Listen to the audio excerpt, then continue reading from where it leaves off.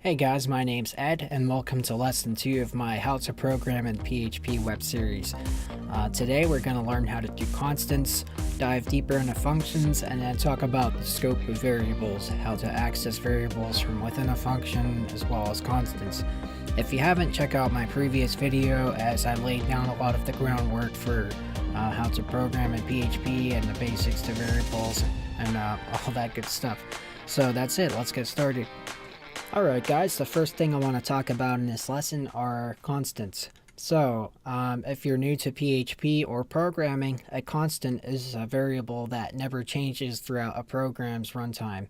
So, why would you want to use a constant? Well, there's all kinds of reasons why, but a good example would be with API scripts. Let's say you're using a Google Maps API or FedEx shipping on your website. A lot of times you'll declare your keys to access those services using constants. That way you don't accidentally change them throughout your program somewhere. So to give examples of this, I have open a file called test.php. So wherever you're running your PHP from, if you're following along, you could go into there now. So in lesson 1, we learned that a normal variable is assigned using the $sign. And it looks something like this. So test value equals some value. And I can display it on the screen like this. And there's your basic run-of-the-mill PHP variable. So constants are different. The way you define a constant is, there's two ways. The first way is with the define function. So you type the word define, and your first value in this function is going to be the name you want to give your constant variable. So in this case, and following along with my example, I'm going to call this public key. And you could call it whatever you want if you're just learning how to do this. And your second value here, separated by a comma, you're going to assign the value you want to give your constant variable. In this case, I'm just going to put ABC123. And you can also assign like integers and floats to these as well. So another example will be test constant and put a number in there. So there's a basic couple ways that you could define a constant.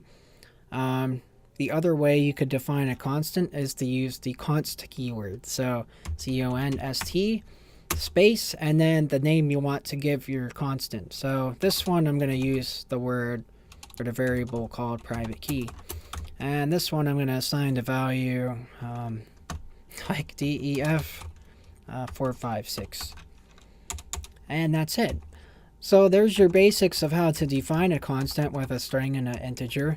And now to actually work with those, to print them or display them or use them in calculations, unlike normal variables with the $sign, you don't have to use those with a constant. So if I want to print one of these onto the screen, I'll just type in echo public key, and notice no $sign.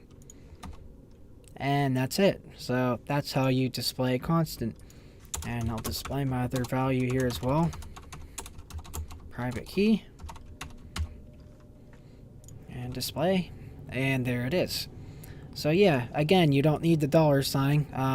You'll probably get an error if you try to do that like a normal variable. And now, riding on what I said earlier, constants can't be changed. To demonstrate that, if you do try to change it, you'll get an error. So first of all, you can't type this and put something else in. This will give you an error. And if you try to redefine it, you'll also get an error message. So if I did define public key again, and I tried to change the value of it, like this, I would get a notice. So notice constant public key already defined on line 6. And also notice that it did not change the value of that constant. And another note to make here is that depending on your PHP error settings, you can disable notices. But they're good to leave on because they'll notify you of things like this. But Anyway, that's the basics to how to create and access constants in PHP. Alright, I erased all my code here, and now I want to get into functions and intertwining constants with functions. So last week, or my last lesson, I showed how to create a function. All you do is use the function keyword and the name you want to give that function, and then everything you want in your function in between brackets.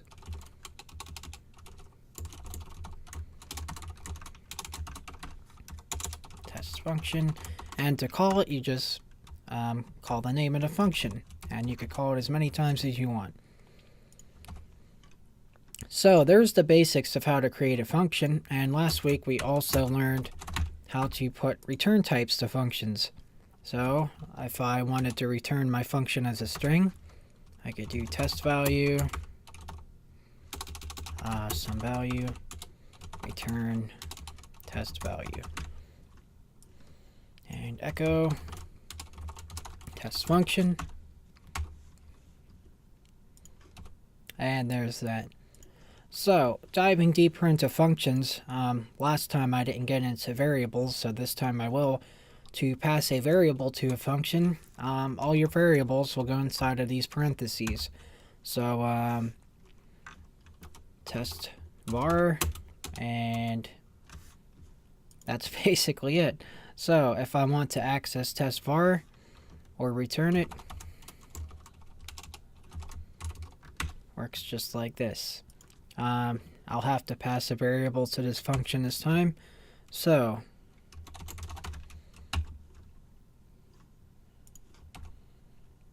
and that's how you pass a variable into a function.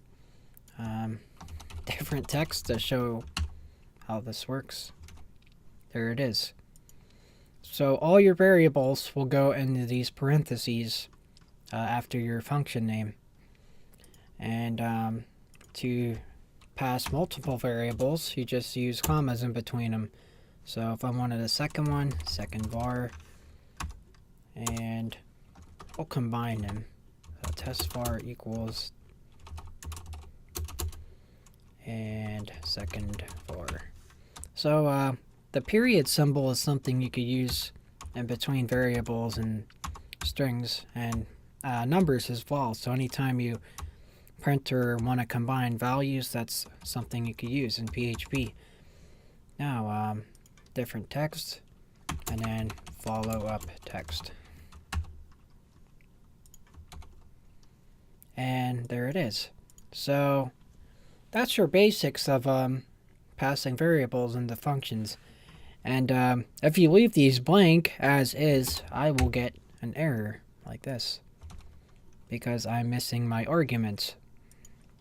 So, a cool thing about PHP, similar to like, I believe C#, is you can assign default values to these parameters up here. So, if I didn't want to force myself or whoever's using my function to have to assign values here, I could put an equal sign equals nothing. I could also assign a default value up here, such as test val. So if I call that, I will have test val here. And similarly, if I leave this empty, it will do nothing. And I can also do one or the other. So the first one I could leave empty. This one I could put some value. And there it is. So yeah, that's how you pass variables into a function. And by using these will be empty strings, but you can also put numbers or integers up here, ints or floats. So second var equals 25. And I'll leave that second one blank. Again, I don't need to pass a parameter here because my function has a default value for that second parameter up here. And there it is. So if I leave it empty, it displays the value of 25. So there's your basics to functions, how to set up variables for them, or pass variables to them rather. Alright guys, so the last concept I want to talk about here is the scope of variables and functions. So the scope is basically when and where variables can be accessed from, especially in relation to functions and later on classes, which we'll get into. So I erased everything and I just have my function, test function here with the call. And up here I'm going to declare just a normal variable called test var. And I'll give it some value, and that's it. So if I want to access this from this function, by default it's not going to work. I'll get an error message if I try to do this. And that is because test var is not within the scope of this function. If I want to make it in that scope, I could use the global keyword. So I type global space and then test var. And now I'll be able to access that variable. There it is. So you could do this with multiple variables. So var2, for every variable that I want to access from within that function without passing them to that function as its own argument or variable, use that global keyword. And to access my second variable here, I'll just put a comma with the space and then var2. And separate those. And there it is. So again, for every variable you want to access, that's just a normal variable like this, you can use that global keyword and separate them with commas. Now, as for constants, I'm going to make a constant up here. Constants work a bit differently. Unlike your standard variables here, a constant can be accessed from within a function without having to use the global keyword, because a constant is basically already a global variable that could be accessed almost everywhere throughout the program. So if I do echo public key, I'll be able to see that text. There it is. So yeah, unlike normal variables, I don't have to use that global keyword because it's a constant. Alright guys, that's a wrap for this lesson. So again, today we learned how to do constants, functions, and what the scope of variables are in relation to functions. So stay tuned for the next part, and if you like these videos, please like, subscribe, drop a comment, all that good stuff, and thanks for watching.